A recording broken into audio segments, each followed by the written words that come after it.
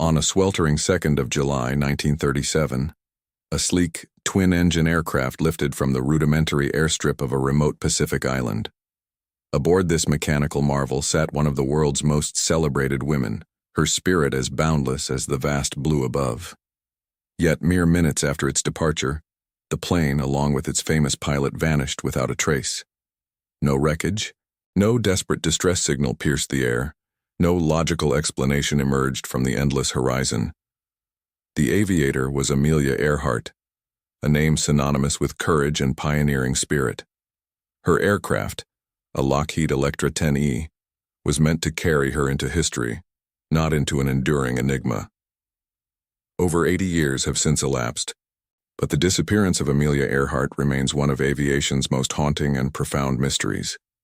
What truly transpired on that fateful day, and how could such a prominent figure simply cease to exist in the colossal expanse of the Pacific?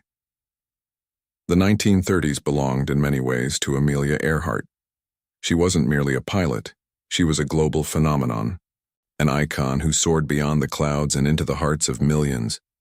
Her daring exploits captivated the world, transforming her into a beacon of possibility, particularly for women. In 1932, her name was etched into aviation history when she became the first woman to successfully fly solo across the Atlantic Ocean, a feat that shattered records and solidified her legendary status.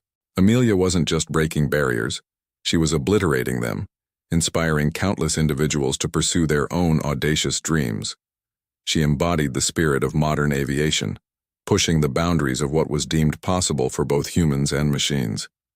But Amelia Earhart was not one to rest on her laurels. Her ambition burned brighter than any engine, constantly seeking new horizons to conquer. By 1937, she had set her sights on a challenge far more monumental than any she had faced before: circumnavigating the globe by plane. This was not just another flight.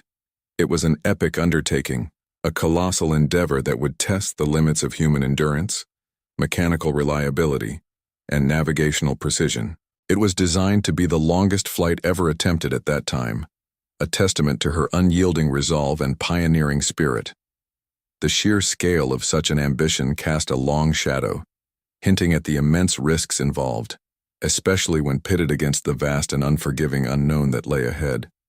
The world watched, breathless as Amelia prepared to embark on this audacious journey, unaware that it would lead not to triumph, but to an enduring riddle that would baffle generations to come. Before we continue, subscribe to the channel and tell us in the comments where you are watching from.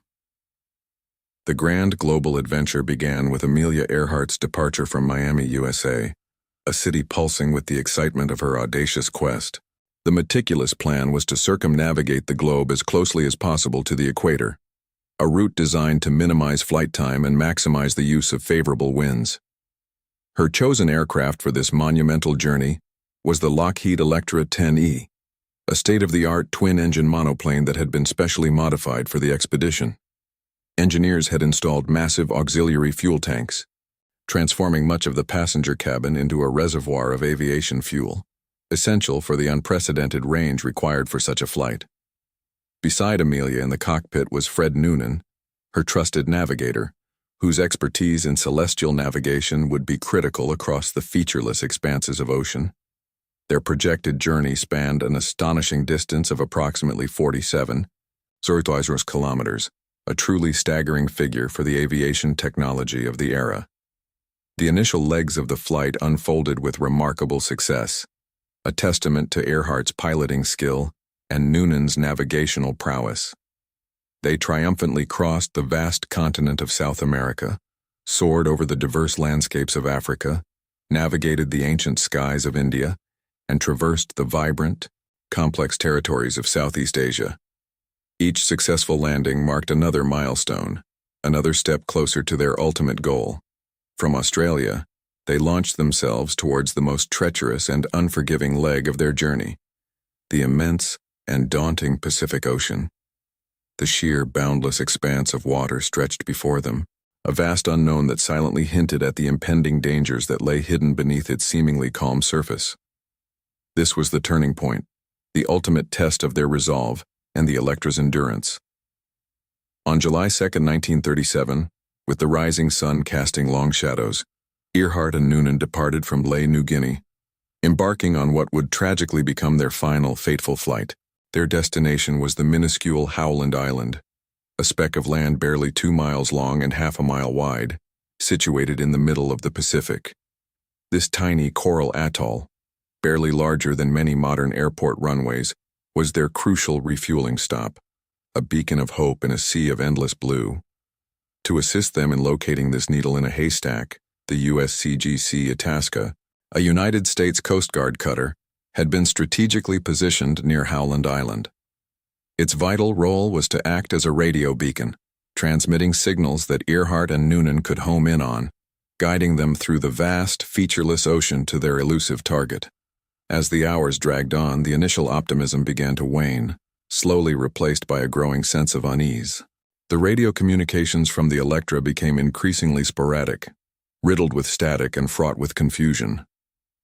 The faint, crackling transmissions painted a picture of a crew struggling to pinpoint their position, their voices laced with a mounting desperation.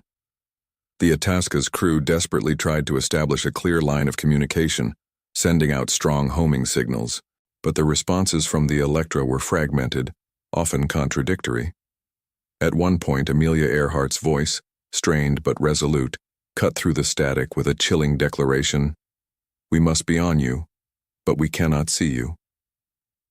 The words hung heavy in the air, a stark admission of their proximity yet utter blindness, a harbinger of the impending catastrophe. Then, shortly after that poignant transmission, the radio fell permanently silent. The vast, indifferent ocean swallowed their signals, and the airwaves that had once carried Amelia Earhart's determined voice now offered only an ominous, deafening quiet. The chilling final words underscored their desperate situation, a powerful, haunting echo that would forever reverberate through the annals of aviation history, marking the precise moment when hope began to fade into the abyss of the unknown. The silence was absolute, profound, and utterly terrifying. The immediate aftermath of the silence was a desperate scramble. The United States government, recognizing the immense symbolic and actual loss, launched what would become the greatest search operation in aviation history. Navy ships, meticulously organized military aircraft, and dedicated Pacific search teams were swiftly deployed, fanning out across an immense swathe of the ocean. The scale of the undertaking was unprecedented, covering over 250 square miles of treacherous open water. It became, at that point, the most expensive search operation ever mounted, a testament to the nation's resolve to find its missing hero. Day after agonizing day, the search continued, ships crisscrossing the waves, planes scouring the horizons, but the vast, indifferent ocean yielded no answers. No wreckage, no bodies, no definitive trace of the plane or its occupants ever materialized. The relentless effort eventually had to cease, and in 1939, with a heavy heart, Amelia Earhart was officially declared dead. The official end of the search, however, only deepened the mystery, transforming it from a desperate quest into an enduring enigma. Over the decades, as the memory of Amelia Earhart persisted, so too did the fervent desire to understand what truly happened. This yearning for closure gave rise to numerous hypotheses, each attempting to fill the void left by her disappearance. The most widely accepted, and perhaps the most grim, is the official theory, the crash and sink scenario. This hypothesis posits that the Lockheed Electra 10E, after running critically low on fuel, was forced to ditch into the unforgiving Pacific Ocean. Given the lack of buoyancy and the sheer weight of the modified aircraft, it would have quickly succumbed to the depths, sinking thousands of feet to the seabed, never to be seen again. Many aviation historians consider this the most probable outcome, a tragic but straightforward end to a daring flight. Yet the absence of any wreckage leaves a nagging doubt, a space for other possibilities to flourish. Among the more compelling alternative theories is the Lost Island theory, which centers on the remote, uninhabited atoll of Nikumaroro. Proponents of this theory suggest that Earhart and Noonan, facing imminent fuel exhaustion, might have managed an emergency landing on the island's flat coral reef. Over the years, Fascinating pieces of potential evidence have been discovered on Nikumaroro. Metal fragments consistent with parts of an Electra 10E, makeshift tools, and even signs of human occupation, including bone fragments that, though not definitively identified, hint at the presence of castaways. This theory fuels the poignant speculation that Earhart and Noonan may have survived for some time on the desolate island, clinging to hope before ultimately succumbing to the elements.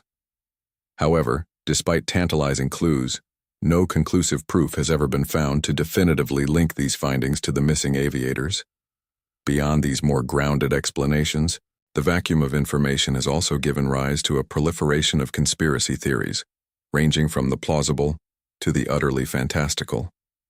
Some suggest that Earhart and Noonan were captured by the Japanese, perhaps on a secret espionage mission for the United States, or that they lived out their days under false identities, having somehow escaped the public eye. While these ideas often make for intriguing narratives, they consistently lack solid, verifiable evidence. The enduring mystery of Amelia Earhart's disappearance, however, continues to act as a fertile ground for such wild speculation, captivating the imagination of generations. Over 8 decades have now passed since that fateful day in 1937. Despite the relentless march of time, the world's fascination with Amelia Earhart and her final flight remains undiminished. Modern technological advancements have enabled new, sophisticated efforts to explore the Pacific seabed, utilizing advanced sonar and remotely operated vehicles in the hope of finally locating the Electra. Private expeditions, funded by passionate enthusiasts and benefactors, continue to scour the vast ocean, driven by the enduring human desire for answers.